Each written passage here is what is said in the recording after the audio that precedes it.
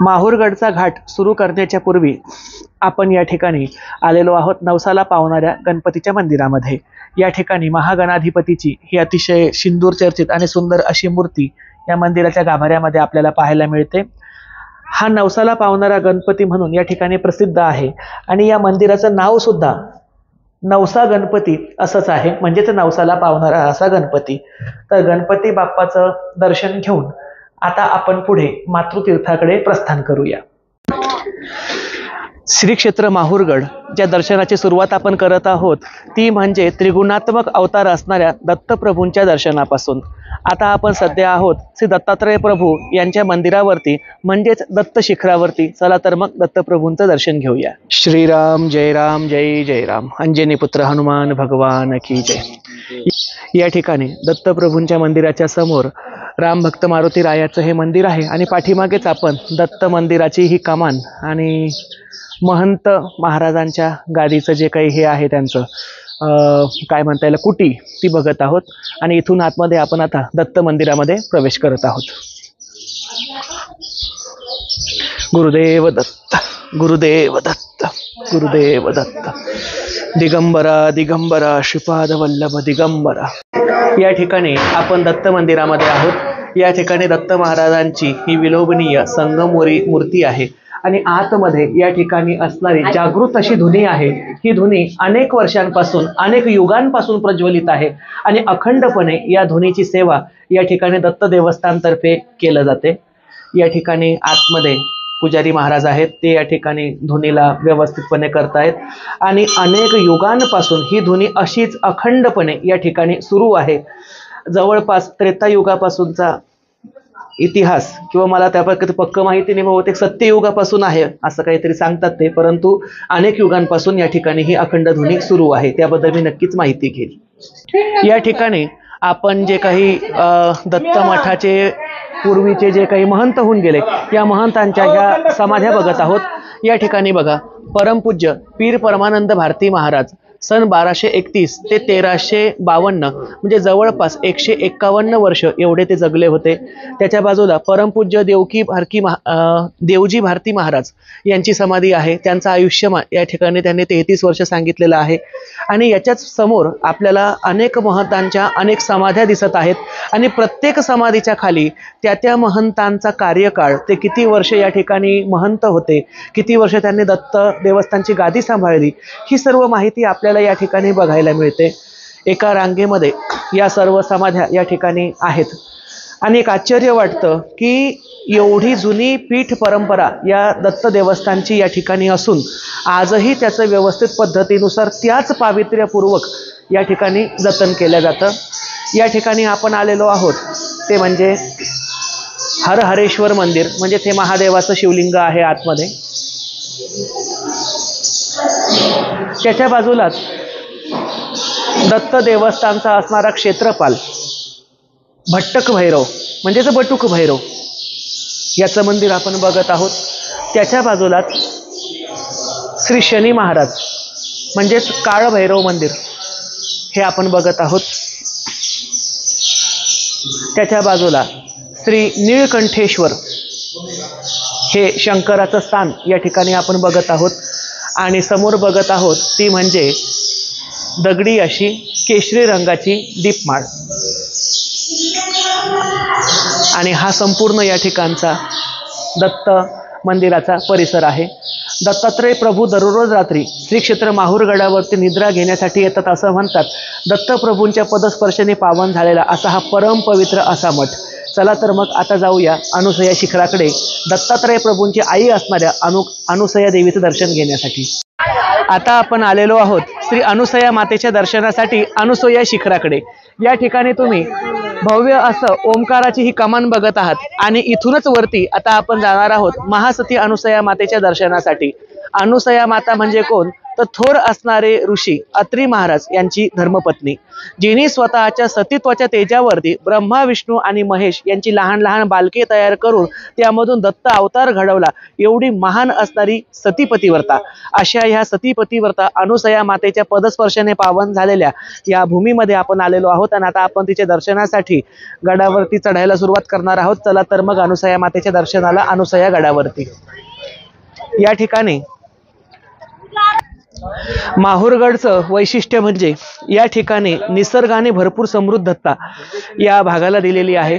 सागवानाची झाडं विशेष करून जास्त ह्या भागामध्ये आपल्याला दिसतात.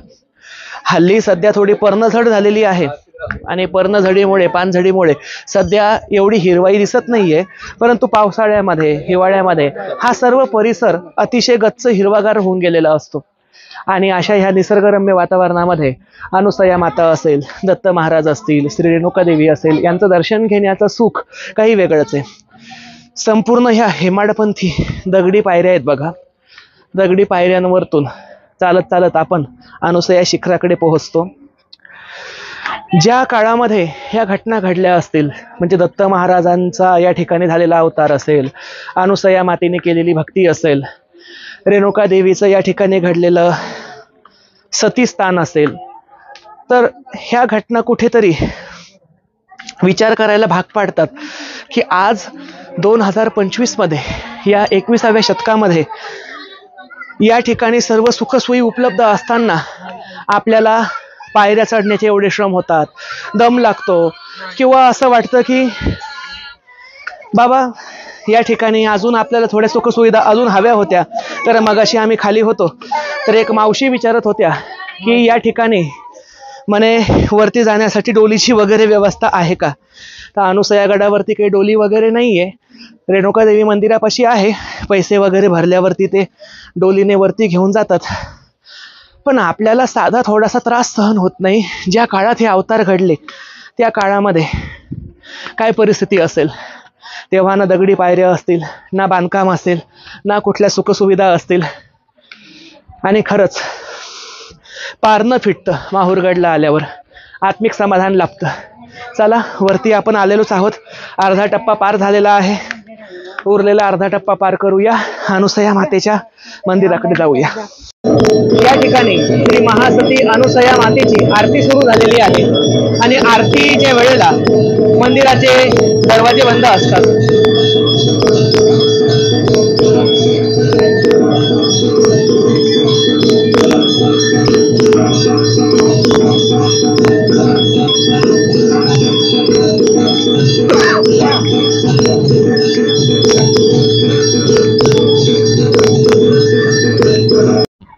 आता आपण आहोत श्री अत्री ऋषी महाराज यांच्या आश्रमाच्या समोर. आतमध्ये अत्री ऋषींचं प्रतिस्वरूप म्हणून एक शिवलिंग सुद्धा आहे.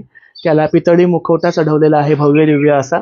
अनुसया मातेच्या मंदिराच्या गाभाऱ्यामध्ये शूटिंगची परवानगी नसल्यामुळे आपण तिथे फक्त आरतीची शूटिंग घेतली. आम्ही जेव्हा एंट्री केली तेव्हा नेमकीच अनुसया मातेची आरती सुरू होती आणि या ठिकाणी अत्री महाराजांचं दर्शन घेऊन आता आपण निघत आहोत श्री रेणुका देवीच्या दर्शनाला, रेणुका शिखराकडे. चला तर मग सध्या आपण आलेलो आहोत श्री रेणुका देवीच्या गडाच्या पायथ्याला. रेणुका मातेच्या शिखराच्या अगदी समोरासमोर या ठिकाणी आपल्याला हा रामगडचा किल्ला दिसतो आणि रामगडच्या किल्ल्यामध्येच एका गुहेमध्ये स्थित आहे ती म्हणजे भगवती महाकाली माता. या ठिकाणी आपल्याला हा रामगड किल्ला आणि महाकाली मंदिरावरती जाणारा मार्ग दिसतो आणि याच्या अगदी समोरासमोर आपल्याला श्री रेणुका देवीचं शिखर दिसतं. म्हणजेच रेणुका मातेच्या अगदी मंदिराच्या समोर हे महाकालीचं मंदिर आहे. आता ज्या वेळेला नवीन भाविक या ठिकाणी दर्शनासाठी येतात तर त्यांनी या ठिकाणी महाकालीचं दर्शन सुद्धा नक्की घ्यावं. परंतु ज्यांना या ठिकाणी महाकालीच्या दर्शनासाठी स्पेशल ह्या रामगड किल्ल्यावरती चढणं होत नाही, अशा भाविकांसाठी रेणुका मातेच्याच मंदिराच्या गर्भगृहाच्या द्वाराशी महाकालीची प्रतिकृती उभी केलेली आहे. म्हणजे आपण या महाकालीचं प्रतिदर्शन त्या ठिकाणी रेणुका देवीच्या गडावर सुद्धा घेऊ शकतो. जेव्हा तिथे आपण वरती जाऊ त्यावेळेला महाकालीचं स्वरूप सुद्धा मी तुम्हाला दाखवेल. चला आता रेणुका मातेच्या दर्शनाला आपण पायऱ्यांना सुरुवात करूया. आता आपण आहोत श्री रेणुका मातेच्या पहिल्या पायरीवरती. या ठिकाणी भाविकांना साधारणतः 250 पायऱ्या चढून रेणुका मातेच्या दर्शनासाठी वरती जावं लागतं. परंतु जे अपंग असतील, वृद्ध असतील, ज्यांना एवढ्या पायऱ्या चढणं शक्य नाही आहे, अशांसाठी मंदिर संस्थांच्या वतीने या ठिकाणी डोलीची सुद्धा व्यवस्था केलेली आहे. आणि या डोलीचा प्रति खर्च हा या ठिकाणी 600 रुपये एवढा या ठिकाणी ठरवण्यात आलेला आहे.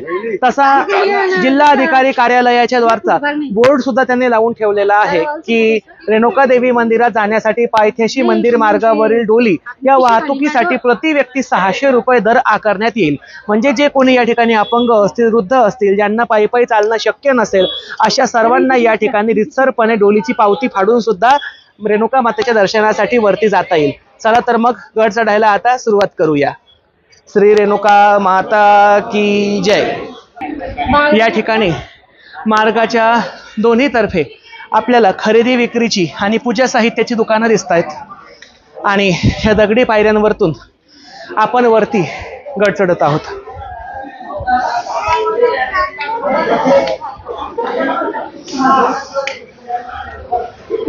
पण श्री रेणुका मातेच्या मुख्य मंदिरामध्ये प्रवेश करत आहोत. या ठिकाणी आपण मुख्य मंदिराच्या प्रांगणामध्ये प्रवेश केलेला आहे.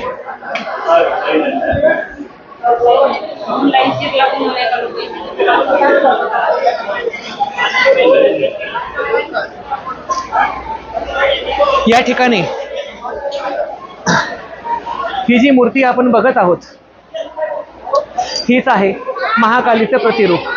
ज्यांना रामगड किल्ल्यावरती जाऊन श्री महाकाली देवीचं दर्शन घेणं शक्य नाही, अशांसाठी इथे ही महाकालीची ही प्रतिकृती आहे. इथे दर्शन घेऊन सुद्धा आपण गडावरच्या महाकालीच्या दर्शनाचा फल प्राप्त करू शकतो.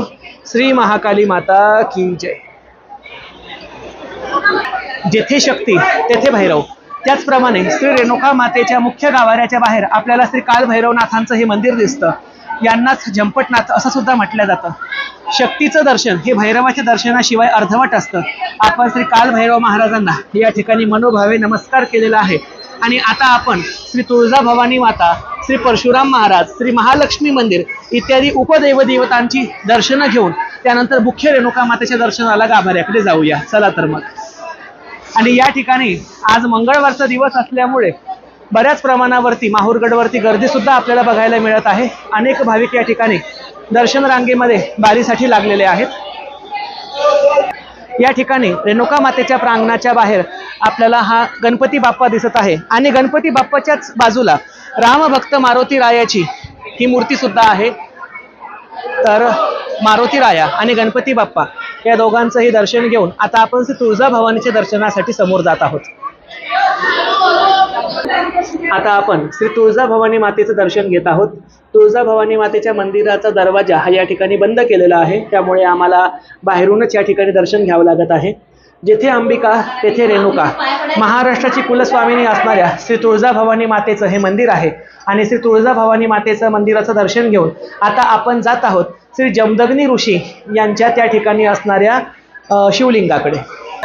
आता आपण आहोत जमदग्नी ऋषी महाराज यांच्या शिवलिंगाकडे. जमदग्नी ऋषी म्हणजे रेणुका माता यांचे पती. रेणुका माता यांचे पती जमदग्नी ऋषी यांच्या स्मृतीनिमित्त, स्मृती प्रित्यर्थ त्यांचं स्वरूप म्हणून हे शिवलिंग ठेवलेलं आहे. या शिवलिंगाचं आपण या ठिकाणी दर्शन घेतलेलं आहे. आता आपण आहोत राजराजेश्वर भगवान परशुराम यांच्या मंदिरामध्ये. या ठिकाणी भगवान महाविष्णूचा 6वा अवतार असणाऱ्या वीर परशुराम भगवानांची ही चतुर्भुज मूर्ती आपल्याला पाहायला मिळते. रेणुका माता ज्यांना दर्शन देण्यासाठी या माहूरगडावरती भूमीतून प्रगट झाली, त्याच भगवान राजराजेश्वर परशुरामांचं म्हणजेच विष्णू भगवानांचं हे मंदिर. ओम भार्गवाय नमः, परशुरामाय नमः, जमदग्निपुत्राय नमः. या ठिकाणी आता आपण आलेलो आहोत चिंतामणी दगडापाशी. चिंतामणी दगड म्हणजे मनातील चिंता जो ओळखून त्या ठिकाणी कौल देतो. जसा की तुळजापूरच्या तुळजाभवानीपाशी सुद्धा श्री चिंतामणी दगड आहे, जो स्वतःचा कौल उजवीकडे किंवा डावीकडे फिरवून होकार किंवा नकार कळवतो. तसाच चिंतामणी दगड हा रेणुका माताच्या मंदिराच्या पायथ्याला आणि परशुराम मंदिराच्या समोर आपल्याला बघायला मिळतो. समोर आहे भगवान परशुराम मंदिर आणि त्याच्याच उजव्या हाताला आहे या ठिकाणी 3 मोठ्या आकाराचे ठेवलेले चिंतामणी दगड, ज्यावरती आपण हात ठेवून स्वतःच्या मनातील प्रश्न विचारत असतो आणि एक काका या ठिकाणी सध्या त्यांचा प्रश्न विचारत आहे. चला तर मग आता आपण निघूया शेवाळ तळ्याकडे म्हणजेच मातृतीर्थाकडे, आणि त्याच्या आधी आपण रेणुका मातेचा साजशृंगार त्या ठिकाणी सुरू आहे, साजशृंगाराची एक झलक सुद्धा बघूया.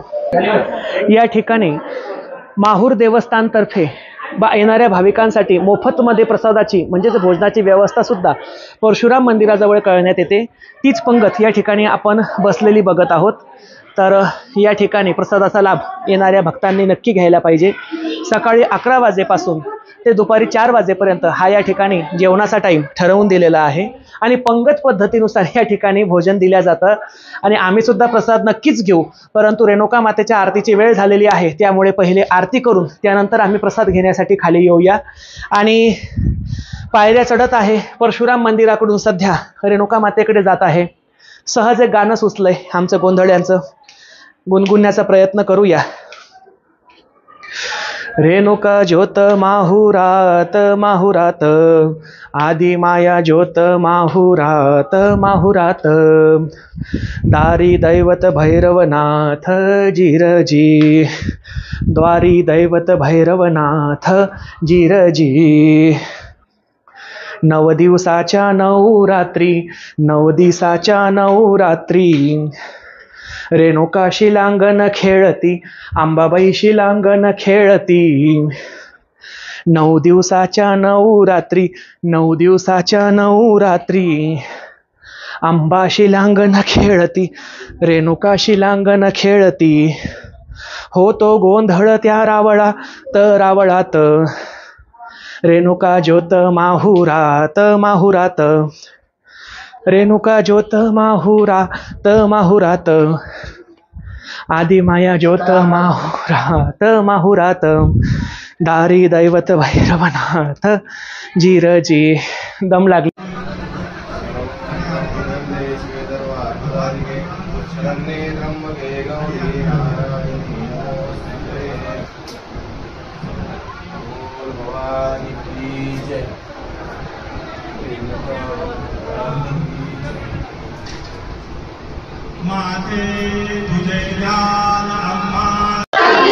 या ठिकाणी श्री रेणुका मातेचं दर्शन झालेलं आहे आणि या ठिकाणी रेणुका मातेचे मुख्य पुजारी असणारे राजकुमार दादा भोपी साहेब आणि शुभम दादा भोपी हे दोनही माझ्या सोबत आहे.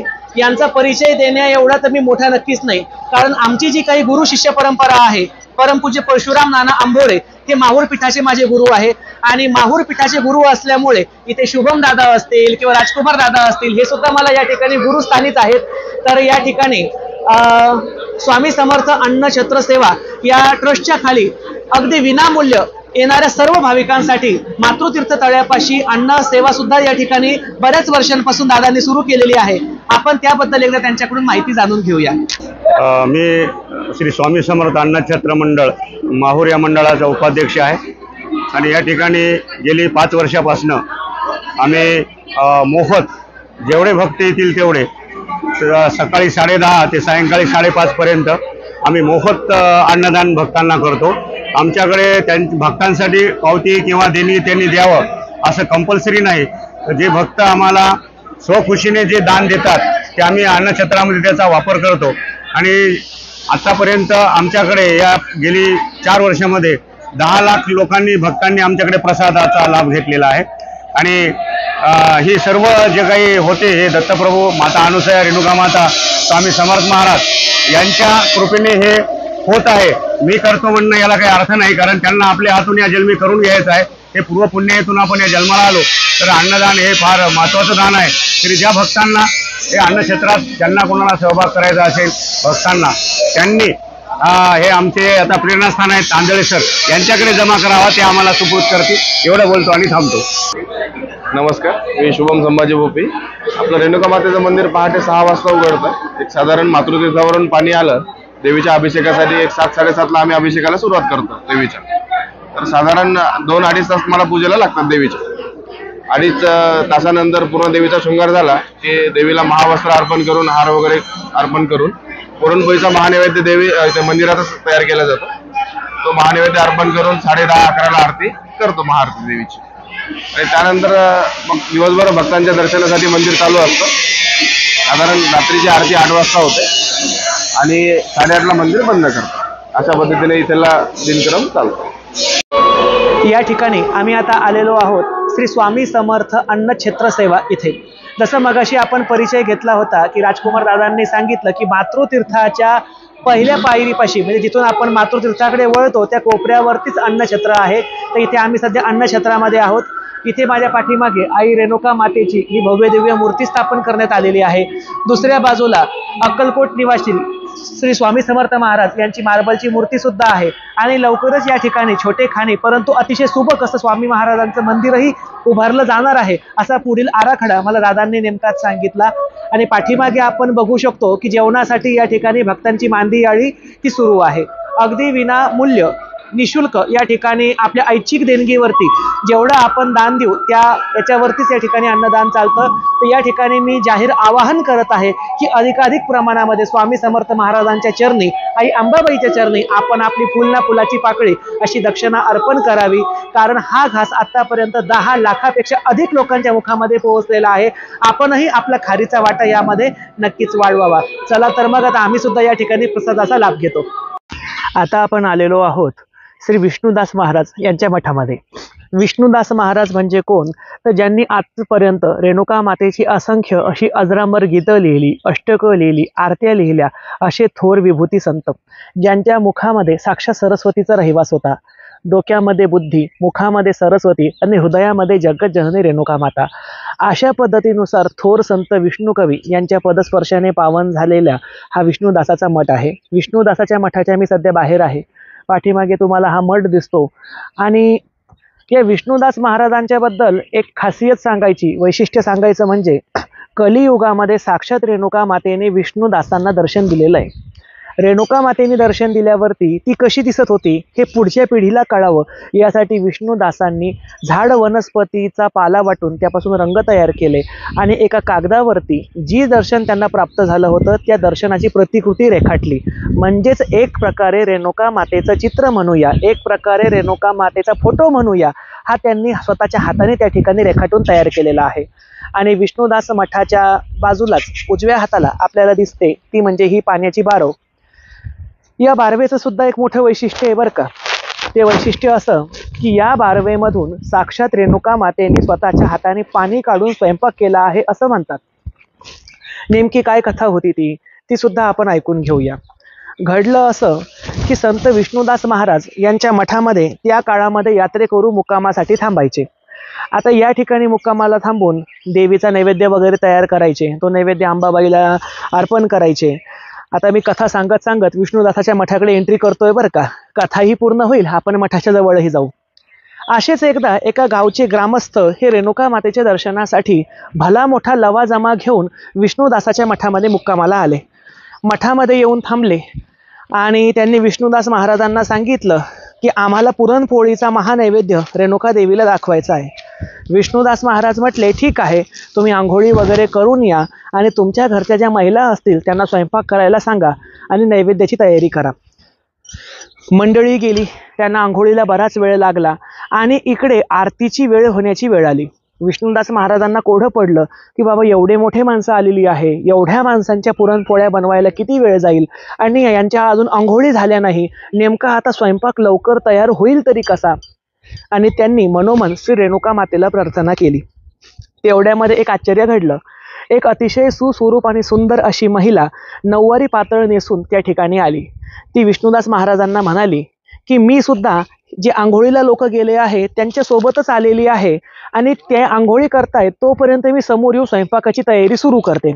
विष्णुदास म्हटले ठीक आहे बाई, बाहेर बारव आहे, बारवाचं पाणी आण, इथे चूल आहे, इथे असं असं इंधन आहे, तू स्वयंपाक सुरू कर. आणि काय आश्चर्य, ही महिला दुसरं तिसरी कोणी नसून साक्षात मानव रूपामध्ये आलेली रेणुका माता होती. ह्या जगज्जननी रेणुका मातेने विष्णुदास महाराजांचा मान ठेवण्यासाठी आणि तिच्या भक्तांवरती पडलेलं संकट सोडवण्यासाठी वेळेवरती स्वयंपाक पूर्ण केला. एकटी महिला व त्या एकट्या महिलेने 25-30 लोकांच्या पुरणपोळीचा स्वयंपाक झटदिशी तयार केला. बारवावरून स्वतःच्या हाताने पाणी काढलं, चूल पेटवून स्वयंपाक तयार केला. संपूर्ण स्वयंपाक तयार झाल्यावर तो झाकून ठेवला आणि विष्णुदास महाराजांना म्हणाली की महाराज स्वयंपाक तयार झाला आहे, आता मी माझी वापस जाते. आणि ती महिला तिथून अक्षरशः गुप्त झाली. ज्या वेळेला हा प्रकार सर्वांना कळाला त्यावेळेला सर्वांनी रेणुका मातेचा उदो उदो केला आणि आईचे त्या ठिकाणी गुणगान गायले. आणि ज्या बारवामधून त्या मानवरूपी आलेल्या रेणुका मातेने स्वतःच्या हाताने पाणी काढलं, स्वयंपाक तयार केला, मगाशी दाखवलेली बारव म्हणजे तीच बारव की जिच्यावरती स्वतः जगज्जननी जगदंबेने स्वतःच्या हाताने पाणी शेंदलं. आमच्या विदर्भाच्या भाषेमध्ये पाणी शेंदणं असं म्हणतात, म्हणजे पाणी उपसलं, पाणी काढलं आणि स्वयंपाक तयार केला. आता आपण इकडे विष्णुदासाच्या मठाकडे जात आहोत. आजूबाजूला निसर्गरम्य परिसर आहे, वन परिसर आहे, फॉरेस्टी आहे आणि त्यामुळे आता आपण आलेलो आहोत खुद्द संत विष्णू कवी यांच्या मठामध्ये. चला तर मग दर्शन घेऊया. येथे आतमध्ये विष्णुदास महाराजांची ही समाधी आहे, पादुका ठेवलेल्या आहे आणि त्याच्याच मागे आपण बघत आहोत श्री रेणुका देवीने विष्णुदासांना जे स्वप्न दर्शन दिलं होतं त्या दर्शनाची प्रतिकृती. हे चित्र स्वतः विष्णुदास महाराजांनी स्वतःच्या हाताने वनस्पतीच्या रंगाने रेखाटून तयार केलेलं आहे. त्याला त्या ठिकाणी छानपैकी साडी वगैरे नेसवलेली आहे आणि इथे एक ताई आणि त्यांचं कुटुंब सुद्धा राहतं, जे या ठिकाणी मठाची देखभाल, दिवाबत्ती, पूजा आरती, नैवेद्य इत्यादी सर्व मानपान करत असतं.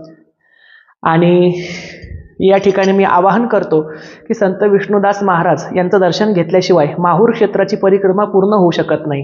कारण ज्या व्यक्तीने, ज्या संताने स्वतःचा संपूर्ण देह, आयुष्य, श्वास, रक्त, श्रम संपूर्ण काही जगदंबा रेणुकेला अर्पण केलं, त्याचं दर्शन घेतल्याशिवाय त्याला पाठ लावून आपलं माहूरगड दर्शन पूर्ण तरी कसं होणार. त्यामुळे आपण या ठिकाणी विष्णुदासांचं दर्शन घेऊन या ठिकाणी त्यांची आरती करूया आणि त्यानंतर आपण मातृतीर्थाकडे प्रस्थान करूया. मोचे रेणुका मूळ पीठ नाही कनकाशी आमची आणि मामय माघरी मा बाला बगला श्यामा सीता सावित्री ही उमा हीच आमुची रमा ऐसे करुणीचे उत्तर माता पुरसुंदर नकाशी आमुची रेणुका मूळ पीठ नाही कनकाशी आमुची पायी पैंजण वाजती कानी बाळ्या शोभतीन माता बिंडल्या झळकती तिची प्रभा फाकलीन कुमकुम लाविले लल्लाचे हार शोभला कंठीन काशी आमुची रेणुका मूळ पीठ नाही कनकाशी आमुची अंबा नाव तुझे चांगले मन माझे रंगले अंबाबाई नाव तुझे भवानी पावे मज निर्वाणी तानाजी तुझी या चरणी राहे निरंतर नकाशी आमुची रेणुका मूळ पीठ नाही कनकाशी आमुची कर्पूर गौरम करुणावतारम संसार सारम बुद्धेंद्रहारम सदा वसंतम हृदयारविंदे भवम भवानी सहितम नमामि. आता आपण संत विष्णुदास महाराज यांच्या मठामध्ये जगदंबेची आरती करून शेवाळ तळ्याकडे म्हणजेच मातृतीर्थाकडे निघालेलो होतो. रस्त्यामध्ये आपल्याला लागतं हे जेजुरीच्या खंडोबाचं जुनं हेमाडपंथी मंदिर. या मंदिरामध्ये खंडोबाराया, म्हाळसाराने याच्याबरोबरच सती मातेच्या प्रतिमेचं सुद्धा पूजन करण्यात आलेलं आहे. या ठिकाणचं सांगायचं वैशिष्ट्य ते असं की या ठिकाणी खंडोबा आणि म्हाळसाराणी यांच्या बाजूला रेणुका मातेचा आपल्याला सती स्वरूपातील वरद हस्त पाहायला मिळतो. हा इथे असण्याच्या मागं सुद्धा एक कारण आहे. ते कारण असं की खंडोबाची असणारी पट्टर आणि म्हाळसा देवी हिचं माहेर म्हणजे नेवासा गाव. नेवासा गावच्या वाण्याची ती मुलगी. म्हाळसाबाईच्या वडिलांचं नाव तिमशेट वाणी. हे तिमशेट वाणी यांचं कुलदैवत माहूरगड निवासिनी श्री रेणुका देवी होतं आणि दरवर्षी तिमशेट वाणी हे रेणुका देवीचा पूजा उपचार करण्यासाठी माहूरगडला येत असत. ज्या वेळेला खंडोबा आणि म्हाळसा यांचा विवाह झाला त्यावेळेला ते सुद्धा या ठिकाणी शेवाळ तळ्यावरती येऊन जगदंबेचा गोंधळ घालून तिचं दर्शन घेऊन गेलेले आहे आणि त्याची स्मृती म्हणून इथे खंडोबा आणि म्हाळसा यांच्या शेजारी आपल्याला सती मातेचा वरद हस्त पाहायला मिळतो. त्या ज्या डाव्या हाताला आहे तो रेणुका देवीचा वरदहस्त आहे, मध्ये खंडोबा रायाची आणि म्हाळसा देवीची घोड्यावर बसलेली मूर्ती आहे. तर उजव्या हाताला या ठिकाणी खंडोबा राया, म्हाळसा देवी आणि बानुबाई अशा तिघांच्या 3 प्रतिमा असून त्यांच्याच बाजूला 5 हातांचा रेणुका मातेचा वरदहस्त आहे. याचाच अर्थ की म्हाळसा राणीचं कुलस्वामिनी असणारी रेणुका देवी हिची निरंतर कृपा त्या ठिकाणी म्हाळसा देवीवरती होती, असं त्याचा गंभीरार्थ होतो. खंडोबा देवाचं दर्शन घेऊन आता आपण आलेलो आहोत सती माता मंदिरापाशी, म्हणजेच सती महादेव मंदिरापाशी. इथे पाठीमागे आपण हे महादेवाचं मंदिर बघत आहोत आणि या ठिकाणी शिवाजी महाराज बोरसे हे सुद्धा या ठिकाणी आहेत. तर या ठिकाणी बाबांनी आम्हाला पूर्वी ज्या वेळेला आम्ही रस्ता विसरलो होतो तेव्हाही आम्हाला रस्त्याचं मार्गदर्शन केलं होतं. आताही आम्ही त्यांनाच रस्ता पुन्हा विचारलेला आहे. आणि जेव्हा आपण मातृतीर्थाकडून म्हणजे शेवाळ तळ्याकडून सती स्थानाकडे म्हणजे कोऱ्या भूमीकडे जातो तर आपल्याला शिवाजी महाराजांच्या ह्या बाबांच्या आश्रमामधूनच समोर जावं लागतं. तर या ठिकाणी अतिशय दुर्मिळ भाग असल्यामुळे आपल्याच्याने जे काही फूल असेल, फुलाची पाकळी असेल, दक्षिणा असेल, काही खाण्यापिण्याच्या वस्तू असतील, आपण ते आपल्या मोकळ्या हाताने या ठिकाणी आश्रमाला त्यांच्या दान दिल्या पाहिजे, असं या ठिकाणी मी आवाहन करतो. एकदा पुन्हा सती महादेव मंदिराला हात जोडतो आणि आता कोऱ्या भूमीकडे आपण प्रस्थान करूया. चला तर मग.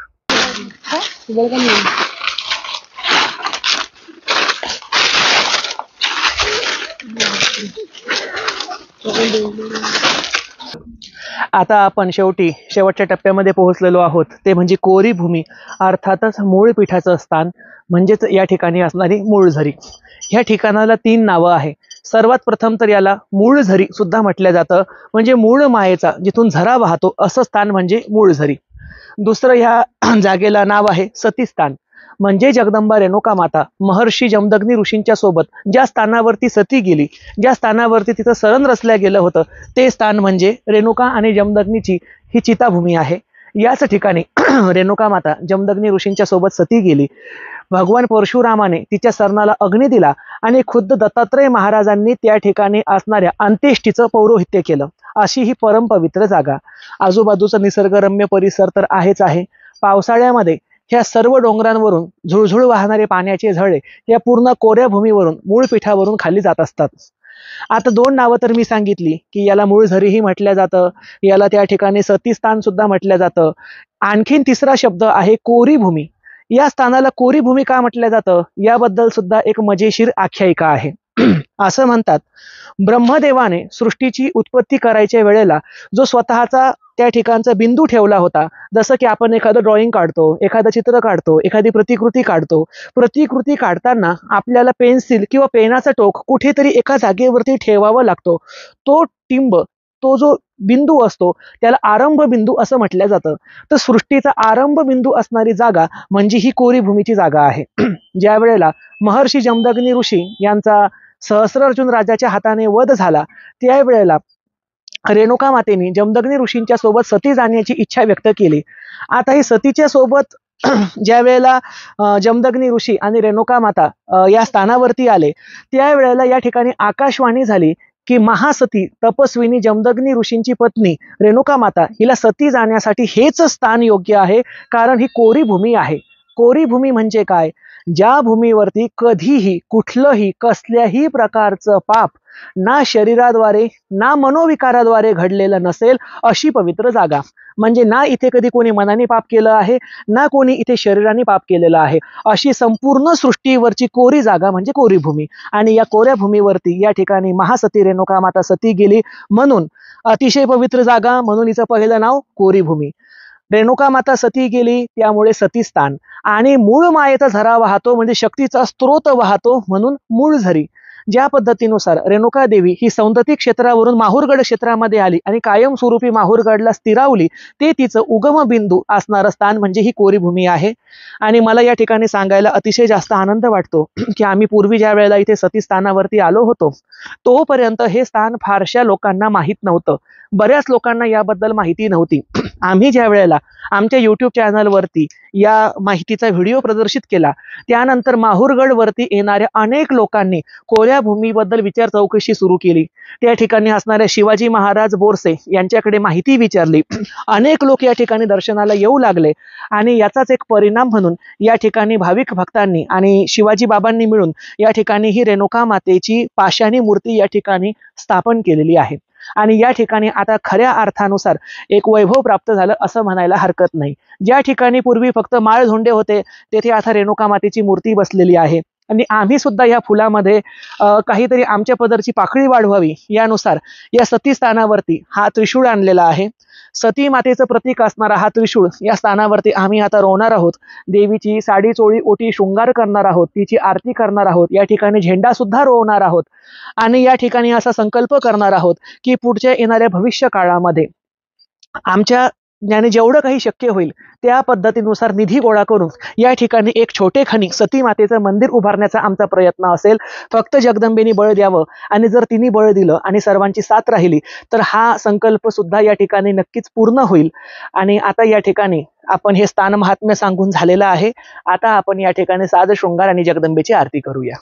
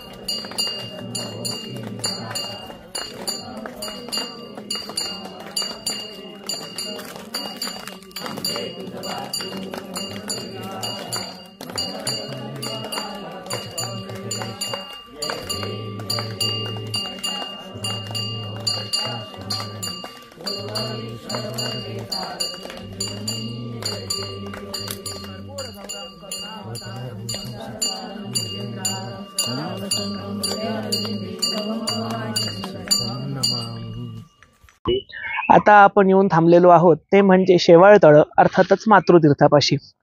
खरं नाव त्याचं मातृतीर्थ म्हणजेच काय तर मातेच्या अस्थी ज्या तलावामध्ये विसर्जित करण्यात आल्या असा तलाव म्हणजे मातृतीर्थ. परंतु मातृतीर्थाचं पाणी सदैव हिरवं असतं, शेवाळलेलं असतं. त्यामुळे बोली भाषेमध्ये मातृतीर्थाचा नावाचा अपभ्रंश हा शेवाळतळ असा झाला. आता हे शेवाळतळ एवढं रुंद आहे, विस्तीर्ण आहे आणि खोल आहे की इथे अक्षरशः वन विभागाने आणि मंदिर प्रशासनाने खोल पाण्यामध्ये उतरू नये अशा पद्धतीच्या धोकादायक सूचनांचे फलक सुद्धा लावलेले आहे. पण ह्या मातृतीर्थाला जसं तुळजापूरच्या तुळजाभवानीच्या गोमुख तीर्थाला महत्व आहे, कल्लोळ तीर्थाला महत्व आहे, कोल्हापूरमध्ये रंकतीर्थ म्हणजे रंकाळा तलावाला महत्व आहे, सप्तशृंग गडावरती गिरिजा तीर्थ म्हणजे शिवालय तीर्थाला महत्व आहे. त्याच पद्धतीनुसार आपल्या मातापूर म्हणजे माहूर गडावरती असणारा अंबाबाईचा कल्लोळ म्हणजेच या ठिकाणी असणारं हे शेवाळतळ म्हणजेच मातृतीर्थ. या मातृतीर्थाची कथा सुद्धा तेवढीच रंजक आहे बरं का. ती कथा सुद्धा या ठिकाणी आपण थोडक्यामध्ये सांगूया. महर्षी जमदग्नी हे अतिशय कोपिष्ट स्वभावाचे होते, रागीट होते. त्यांना एकूण 5 मुलं होती. ही 5 मुलं कुठली? वसु, विश्ववसु, बृहदकण्व, बृहदभानू आणि सर्वात धाकटा तो म्हणजे भगवान महाविष्णूचा 6वा अवतार परशुराम. अशा या 5 मुलांसह रेणुका माता स्वतःच्या पतीसोबत अतिशय आनंदी जीवन भागीरथी नदीच्या तीरावरती व्यतीत करीत होती. परंतु एके दिवशी तिच्या संसाराला दृष्ट लागली आणि त्या ठिकाणी असणारा सहस्रार्जुन नावाचा राजा म्हणजेच कार्तवीर्य राजा यांनी आश्रमावरती आक्रमण केलं.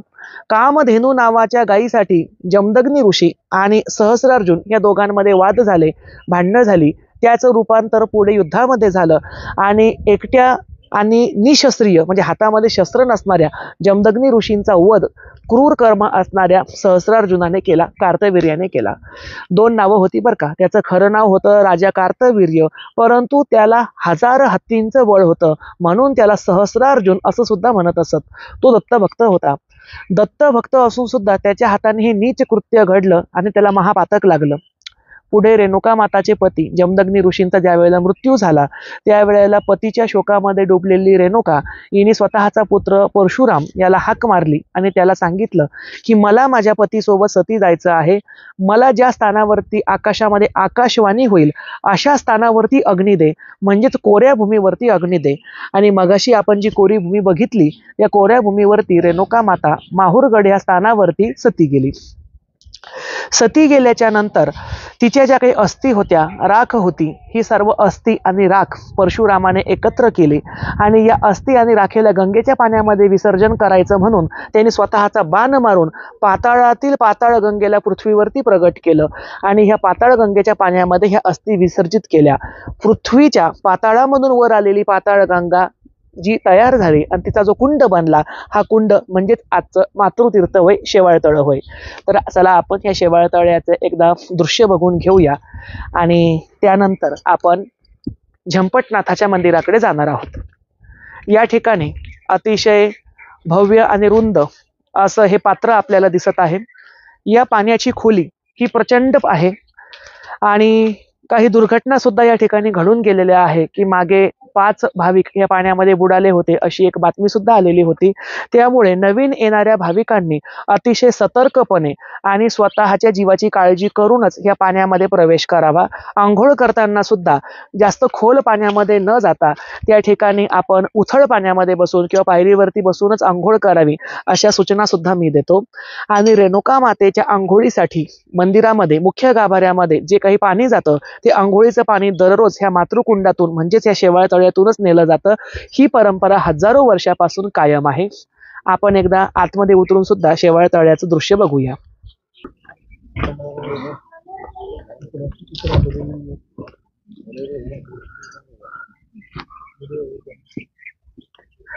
या ठिकाणी आपण बघत आहोत की पाण्यामध्ये माश्या सुद्धा खूप आहेत आणि ह्या माशांचं कौतुक मनाला भुरळ पाडतं.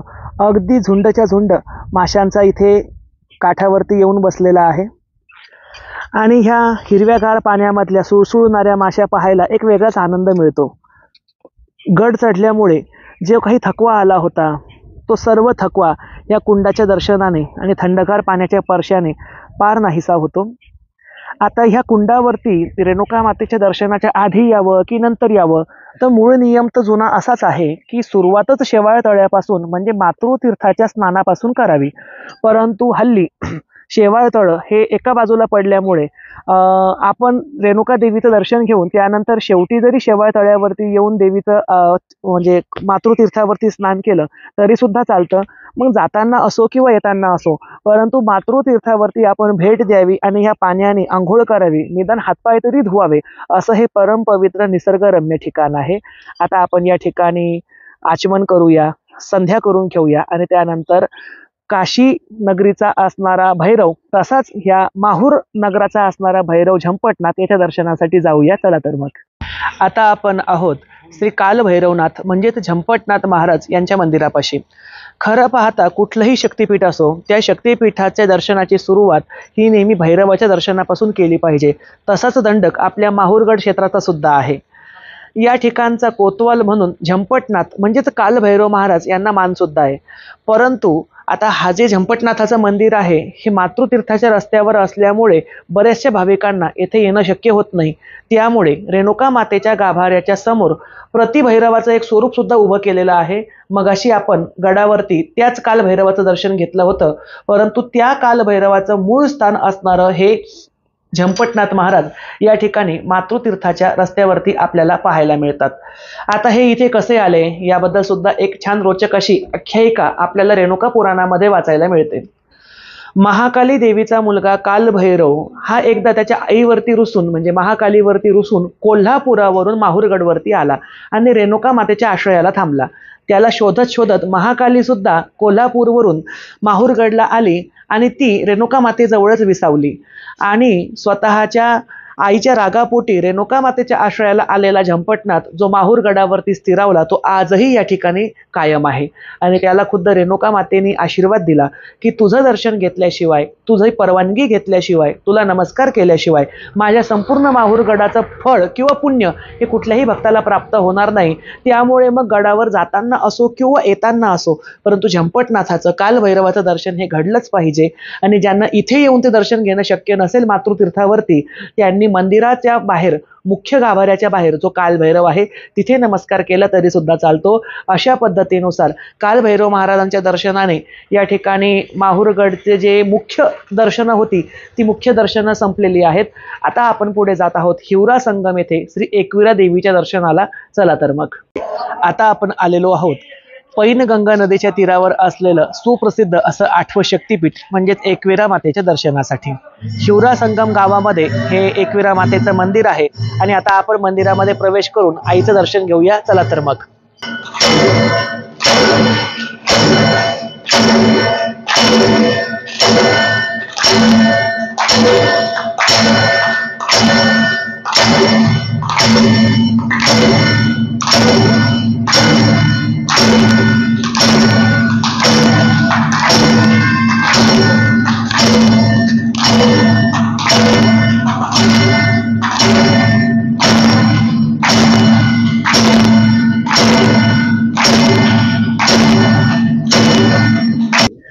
एकविरा मातेची आरती सुद्धा आमच्या सौभाग्यामध्ये होती. त्या आरतीचा आम्ही लाभ घेतला आणि आता एकविरा देवीच्या ह्या कालभैरवाचं दर्शन आम्ही या ठिकाणी घेत आहोत. मंदिरामध्ये लाईट नाहीये त्यामुळे अंधार दिसतोय थोडासा.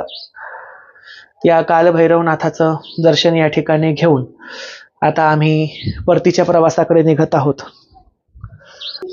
तर अशा पद्धतीनुसार परतीच्या प्रवासाकडे आम्ही आता निघत आहोत. तर जेवढं माझ्याच्याने शक्य झालं तेवढी माहूर गडावरील ठिकाणं, त्याच्या आजूबाजूची स्थानं, त्यांचं महात्म्य, त्यांचं दर्शन या गोष्टींना कव्हर करण्याचा प्रयत्न केलेला आहे. चुकीभुलीने काही स्थान महात्म्य राहिलंही असेल, कारण माहूरचं चरित्र एका व्हिडिओमध्ये वर्णन करणं अशक्यप्राय गोष्ट आहे. ज्या क्षेत्राचं वर्णन करण्यासाठी देवी देवता सुद्धा कमी पडतात अशा क्षेत्राचं वर्णन मी काय करणार. जसं की त्या ठिकाणी दत्त उपासक परंतु जातीने असणारे मुस्लिम संत शेख फरीद बाबा यांचा दर्गा आहे. मुस्लिम संताला दत्तात्रयाने दर्शन दिलेलं आहे. त्याबरोबरच देवेश्वर देवस्थान आहे, एकलिंगेश्वर आहे, कैलास टेकडी आहे, त्या ठिकाणी असणारं सत्यवती मातेचं एक स्थान सुद्धा आहे. अशी अनेक स्थानं आमची त्या ठिकाणी कव्हर करण्याची राहून सुद्धा गेली. पांडवलेणी सुद्धा माहूर गडला प्रसिद्ध आहे. पुरातत्वीय खात्याचं त्या ठिकाणी प्रदर्शन सुद्धा आहे.